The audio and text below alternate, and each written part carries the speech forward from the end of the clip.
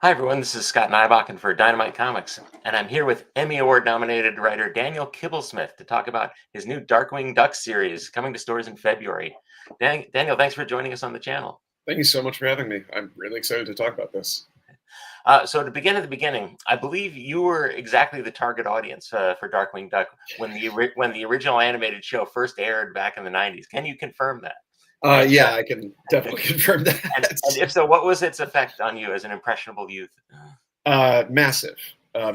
Yeah, I was, I must have been like 9, 10, 11, something when that came out. And it was seismic. It was the only thing anybody was talking on the playground next day. You know, I was wrapping blankets around my neck and jumping off of furniture. It was perfect for me at that age, especially because I loved the comedy cartoons, you know, that I grew up watching, like the DuckTales and all the Saturday morning stuff. And the sort of 90s pivots to action hadn't really happened yet. There was always, you know, G.I. Joe and Transformers and stuff like that, but you didn't yet have, you know, your X-Men, the animated series, your Spider-Man shows. And I very much loved the comedy of cartoons, but the action parts were still a little like, oh, I don't know, I'm a soft little baby kid, I don't know if this is for me. And Darkwing Duck was comedy, action. It taught me the language of superheroes. It was pulp. It had this crazy, you know, 1940s like Art Deco feel around the same time as Batman the Animated Series, but you know, it didn't take itself super seriously in the same way. And yeah, it had this incredible rogues gallery, like this kind of unparalleled rogues gallery in superhero animation that I would put up there with anything from the comics.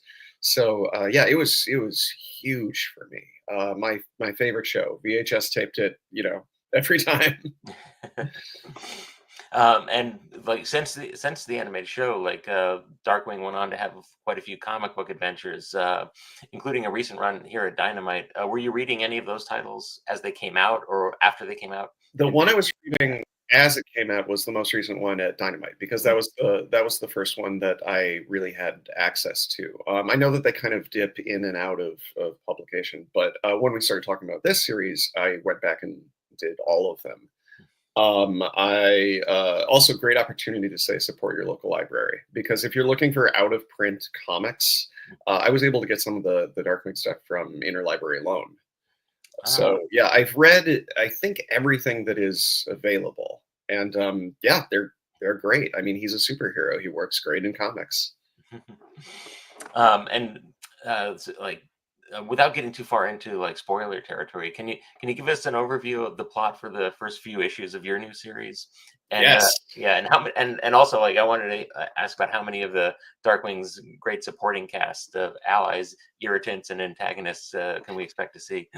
I love irritants. There's definitely some irritants in there. Like, you know, Herb Muddlefoot is obviously an irritant. He's a great example.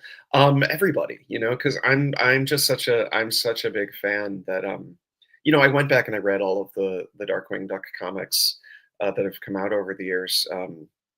From the different publishers and like old Disney Adventures stuff, and the things that are starting to get collected in those big Fantagraphic hardcovers and the most recent Dynamite run.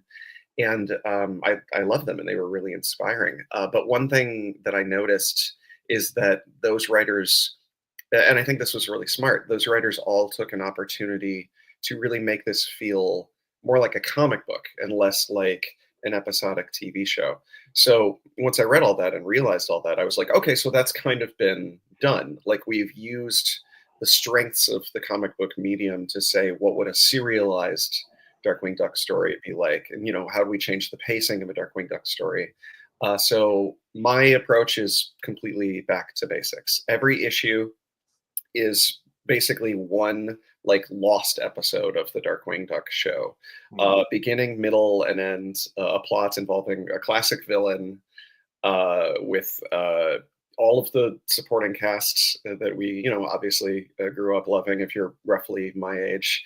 So obviously Goslin is there, Launchpad is there, Honker is there, and every issue, which I really, really, I also write television animation. So I'm really trying to make every issue feel like one new episode of Darkwing Duck. So each issue is devoted to a classic villain or like team ups of classic villains that we've never seen before. But that was my approach going in, was to just like, what if we were bringing back the Darkwing Duck 90s show right now? How would we try to write that? Yeah, and you touched on this a little bit just now, that you've written for a wide range of media, including mainstream comics, as well as mass market book publishing and television, and in all of the internet gadfly spaces as well. How do you Correct.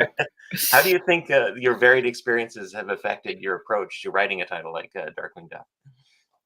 That's a great question. I mean, almost everything that I've done has been some kind of legacy brand.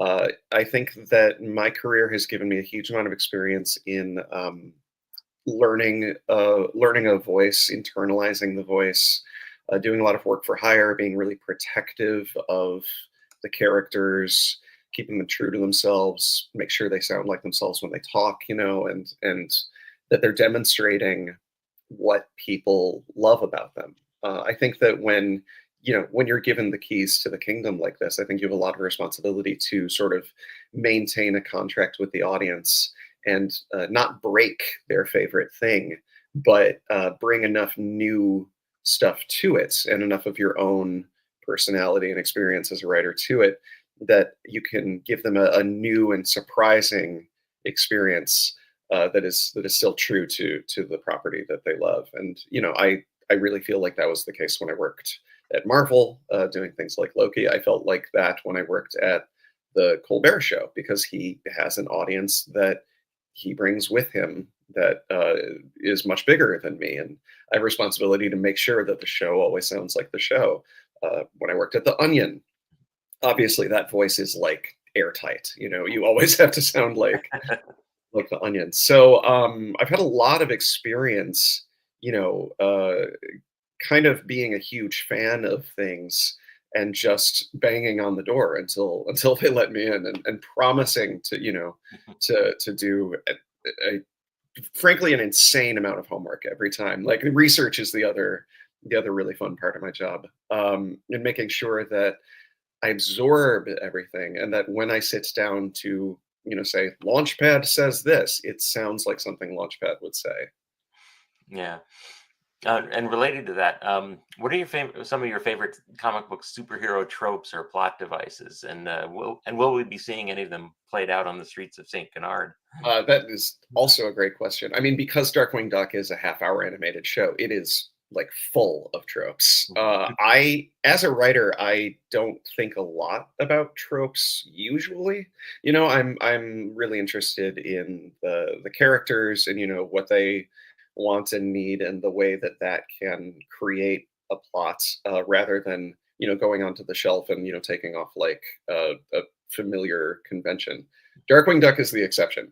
Darkwing Duck is going to be extremely tropey, because it's a half hour. I'm trying to write it like a half hour weekday cartoon show, and that is a genre that really created, and I think also excels when it's doing these sort of familiar, exciting kind of genre-based tropes. So I was on my way to Comic-Con with some friends who work in animation, and they were talking about like, oh, we're doing all the tropes in this show. First they get shrunk, and then they go into cyberspace. And I heard that, and I didn't say it at the time, but I was quietly thinking like, well, that's issue 4 and issue 5.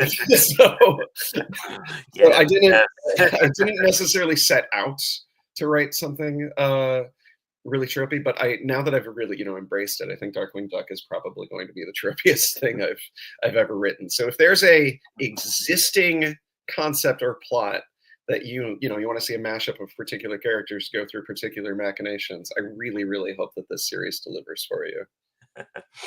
Excellent. And finally, like this new series will be illustrated by Ted Brandt and Rose Stein, with whom you've collaborated before. And it will also feature covers by Tad Stones, the creator of the original animated series. So here's the Sophie's Choice for you. Who are you more excited to be working with on Darkwing Duck? I hate this question. Obviously I'm floored that Tad is involved. I've gushed so much during this interview about being a big fan of the show, and what that also means is just being a colossal fan of Tad. That his vision for this thing, and his understanding of what makes it work, and his ability to articulate that understanding to collaborators is so staggering and so important in making something really good and really special and really authentic, because that's what we're going for. We want it to feel like the show. So I am very, very humbled by that. The Brantenstein team, huge fans. I've been reading their stuff since I discovered them on the Crowded series, which is just a great like near future sci-fi comic satire. Really recommend people check it out. And they did some work in the illustrated book of DC Comics Christmas Carols that we put out a couple of years ago, which is really crazy. But it's December 9th right now, so if anybody's looking for like a very funny stocking stuffer for comic book fans, that exists. But yeah, Sophie's Choice, I got to pick Tad because it's Darkwing. Like I absolutely would have worked on Brantenstein. Like worked with Brantenstein at like the first opportunity. Like we would have come up with like a creator owned or done another like illustrated book or something. Like I could have figured out something with them. But like doing Darkwing with Tad Stones doing covers, like getting that sort of like tacit stamp of approval and getting to pick his brain about this so that we can make sure that it feels right, just beyond invaluable. And that is in fact the correct answer. I didn't know that Sophie's Choices had correct answers. A little known fact. That was like a Kobayashi Maru situation where you're just screwed. Daniel, thank you for joining us, and thanks to everyone for watching. Darkwing Duck #1 will be in stores in February, so be sure to pre-order it now. And follow Dynamite Comics on YouTube, Facebook, Instagram, and X to hear more about all of our upcoming titles.